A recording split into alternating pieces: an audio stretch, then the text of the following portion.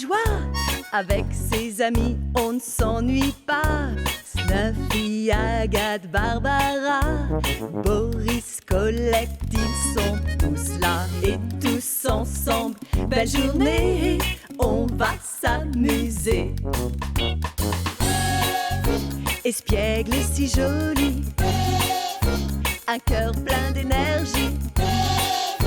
Ensemble tout est permis. Et ses amis.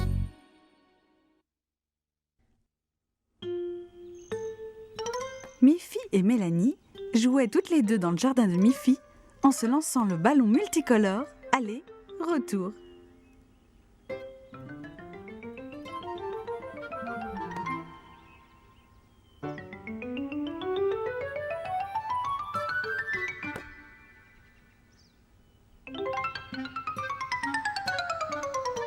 Mélanie lança le ballon très haut dans les airs. Et Miffy ne put voir où le ballon avait atterri. En cherchant le ballon derrière un arbre, elle trouva autre chose. C'était un œuf bleu.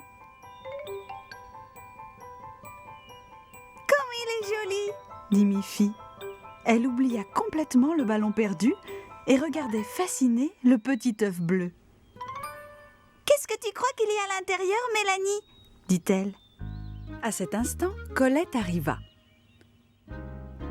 Je vois que vous avez un œuf bleu, dit Colette.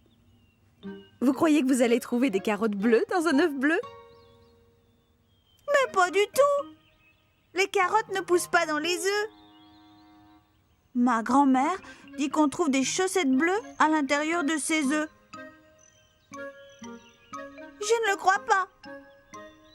On achète les chaussettes dans un magasin. Les œufs viennent des oiseaux. Il doit y avoir un nid dans l'un de ces arbres.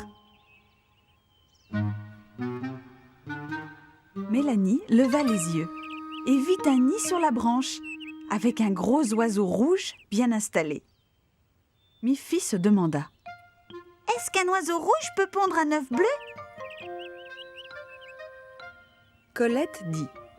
Je suis rose et mes parents sont aussi roses. Mélanie dit. Je suis brune et mon père et ma mère sont aussi bruns. Miffy dit. C'est peut-être différent avec les œufs. On sait que des œufs blancs ou bruns donnent des poussins jaunes. Colette souleva Miffy suffisamment pour qu'elle puisse remettre l'œuf bleu dans le nid sous l'oiseau rouge. Maman oiseau se nicha doucement sur l'œuf bleu et siffla une joyeuse chanson. Colette retrouva le ballon. Elles eurent beaucoup de plaisir en jouant ensemble.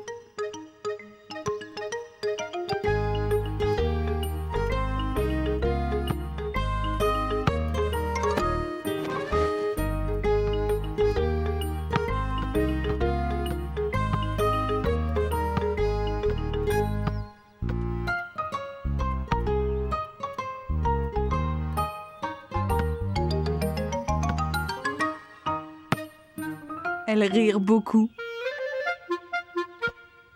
Tout à coup, un autre son se mêla à leur rire. Le pépiment d'un bébé oiseau.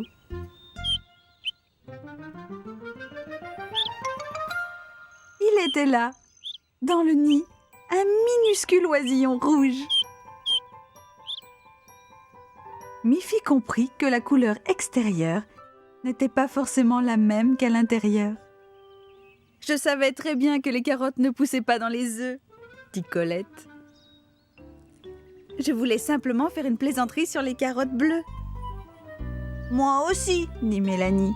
Je savais que les chaussettes ne venaient pas des œufs. Nous savons maintenant qu'un oiseau rouge peut sortir d'un œuf bleu, dit Miffy. C'est merveilleux!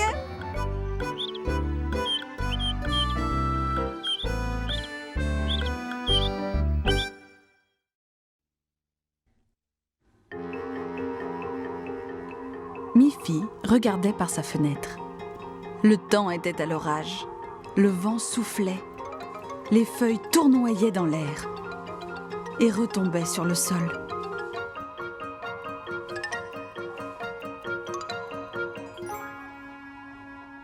Mais soudain, le soleil apparut. Et le vent cessa. Une fois encore, la journée s'annonçait très belle.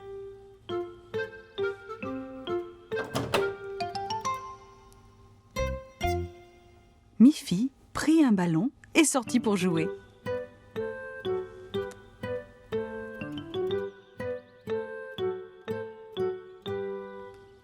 Miffy jeta le ballon très haut dans le ciel. Il retomba par terre et roula jusqu'au pied d'un arbre. Miffy courut pour le ramasser. Et savez-vous ce qu'elle vit alors ? Un tout petit oisillon. La tempête l'avait expulsé de son nid. Et il était encore trop petit pour pouvoir voler. Oh là là, dit Miffy. ce pauvre petit oiseau a besoin d'aide. Mais qu'est-ce que je peux faire? Miffy décida de l'emmener chez elle et le montra à sa maman. Comment faire pour aider ce pauvre petit oiseau? Je pense que la tempête a dû le chasser de son nid. Il doit être blessé. Maman Pompon examina le petit oiseau.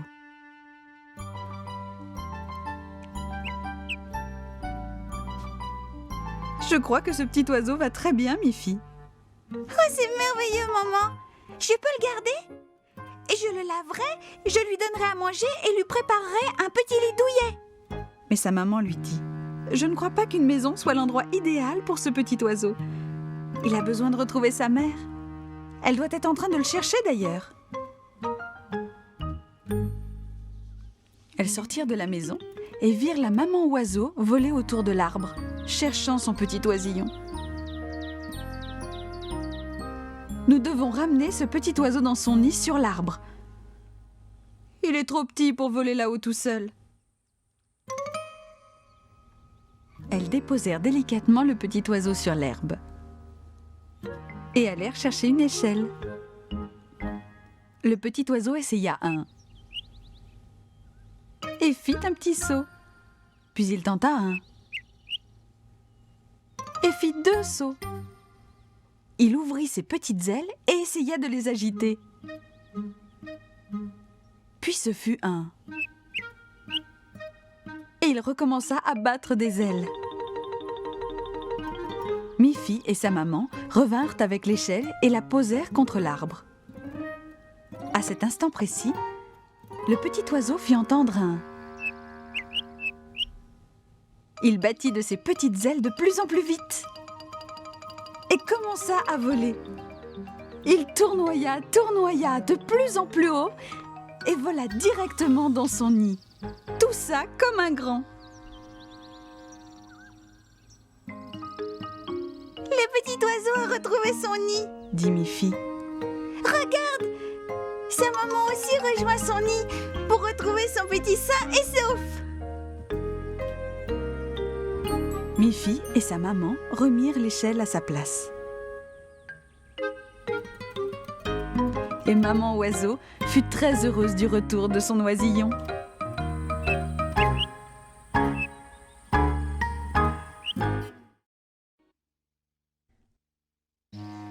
Boris et Barbara réfléchissaient à l'anniversaire de Miffy. Qu'est-ce qu'on pourrait bien lui offrir? Demanda Barbara. Eh bien, Dit Boris. c'est bientôt le printemps et je sais que Miffy aime bien voir les nouveaux petits oisillons chaque année.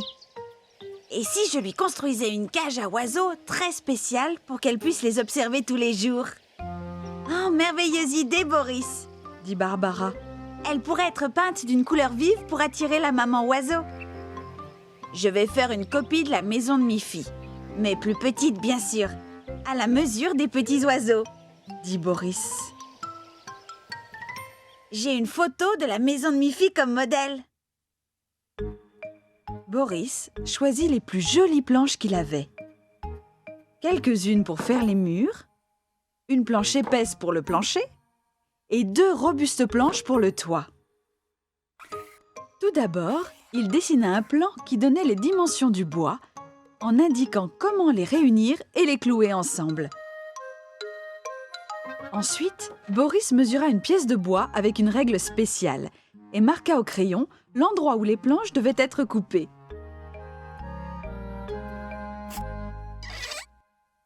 Il plaça le bois dans l'étau de son établi pour qu'il soit tenu fermement. Et il sortit une scie bien aiguisée. Il fit glisser la scie d'avant en arrière sur la ligne qu'il avait tracée au crayon. Il recommença pour chaque pièce de bois, jusqu'à ce que chaque partie de la maisonnette fût coupée aux bonnes dimensions.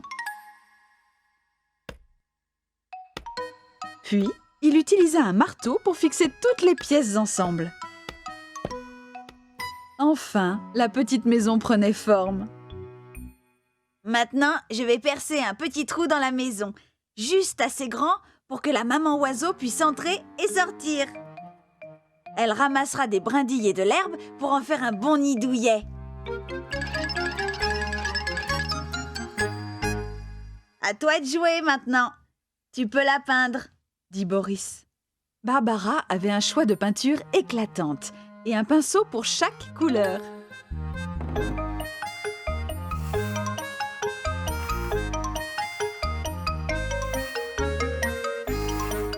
Bientôt, la petite cage à oiseaux ressembla de plus en plus, en miniature, à la maison de Miffy, à une petite différence près.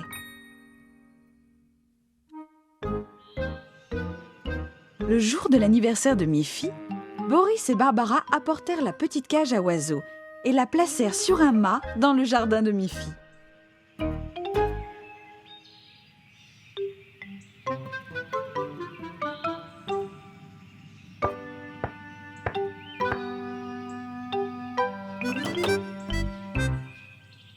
Joyeux anniversaire, Miffy! Dirent Boris et Barbara. Nous avons une surprise pour toi. Viens voir! Miffy fut enchantée de son cadeau. Elle ressemble à ma maison, dit Miffy. Mais il y a quelque chose de différent. À la place de la porte, il n'y a qu'un petit trou sur le devant. C'est une porte pour les oiseaux, dit Boris. Ce n'est pas une porte pour lapins. Ils en rirent tous les 3. Vous êtes des amis très ingénieux, c'est formidable, dit Miffy. Vous m'avez rendue très heureuse, mais votre cadeau rendra maman oiseau très heureuse aussi. Maintenant, nous avons tous quelque chose pour être heureux.